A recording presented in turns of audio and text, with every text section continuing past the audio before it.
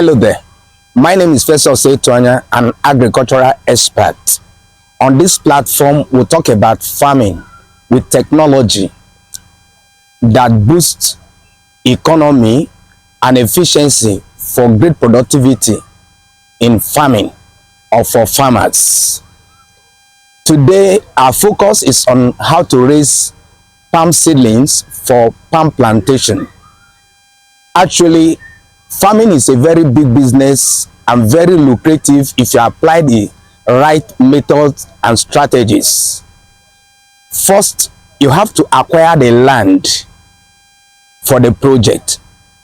Make sure that you don't lease or rent the land, because in raising palm trees is a transgenerational project, such that after you have reaped the benefit of it, you have to bequeath same to your children. Once you get the land for the project of raising the palm seedlings, clear that portion, go ahead, till it, and make beds. Each bed should be up to 70 to 90 centimeters wide and with a height of 10 cm.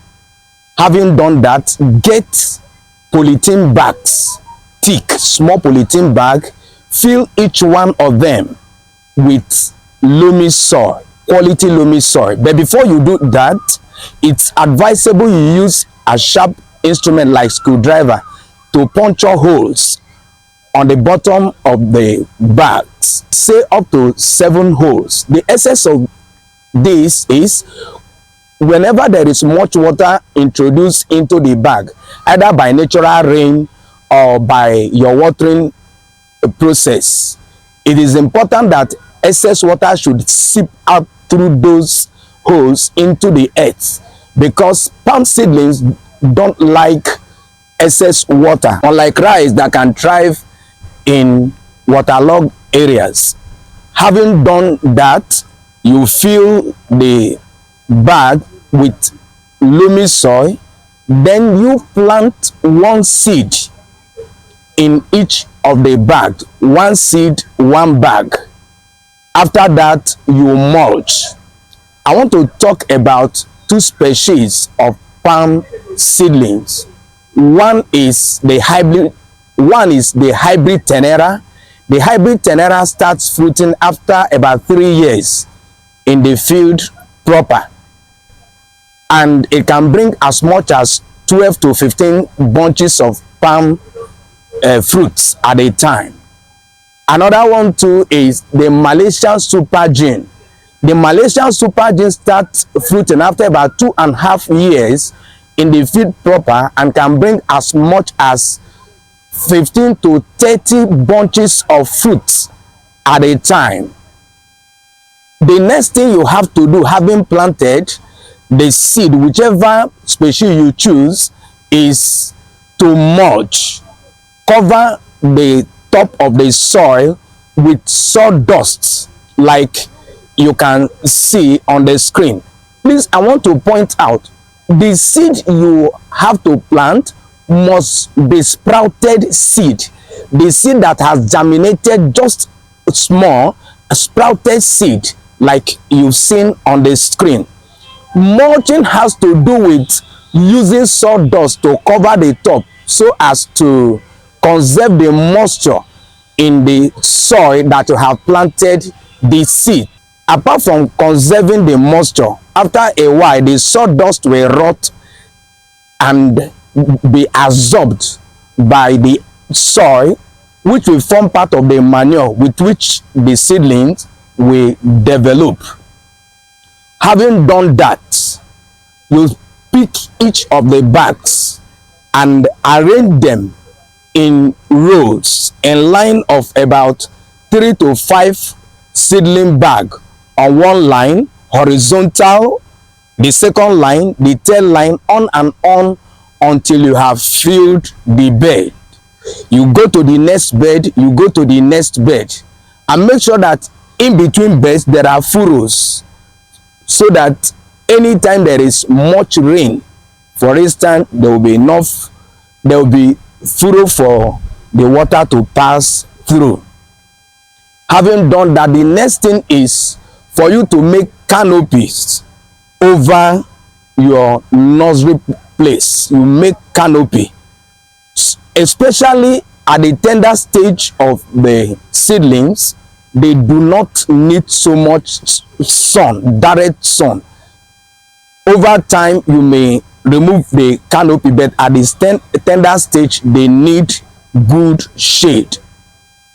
After about 2 weeks, the seed will germinate. But before then, there is something that you need to do. You have to make a fence of galvanized wire around the nursery. The essence of making the fence with galvanized wire and held to position either with sticks or galvanized iron pole is to prevent rodents from getting access into your nursery place.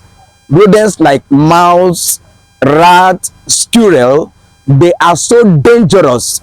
Anytime any of them gets access into the nursery, they eat the nursery up.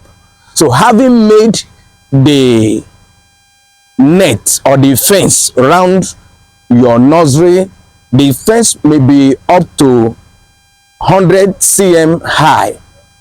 And remember, you need to make a gate through which you can access your nursery. The gate must be closed, whether you are inside the nursery place or outside. Let me point out, it takes about 7 to 12 months for nursery to be matured or seedling to be matured for transplanting into the field proper. It therefore means that for you to transplant a mature one, it must have gone through the dry season, because transplanting starts sometime at the end of March every year, April and so on. So during the dry season especially, you need to be watering your seedling frequently, at least 2 to 3 times weekly. After about 7 months, when it's about time for you to transplant, you may have to remove the canopy.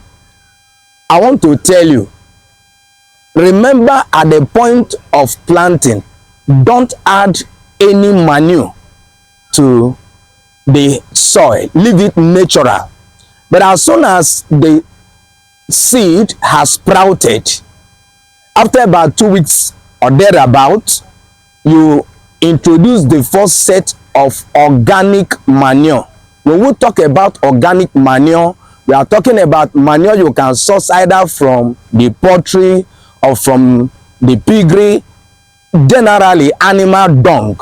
Remember not to use the fresh animal dung, so that if there is any microorganism in them, that may not affect, so that it will not affect your seedlings. Once you get the animal dung, mix with sawdust and apply around the seedling as it has germinated in the bag. Immediately after that operation, you water. Water is of essence, especially at this point, so that the heat of the manure may not burn your seedling. Like I have told you, after 2 months or thereabout, you add another organic fertilizer. Do not add inorganic fertilizer all through the nursery stage. Once it's about to mature for transplanting, you remove the canopy which you have made with palm leaves and sticks over your seedling. The reason is this: so that direct sun rays can touch the seedlings and prepare them, make them strong, prepared to face the vagaries of the weather when they are transplanted into the field proper. I hope you have learned something today.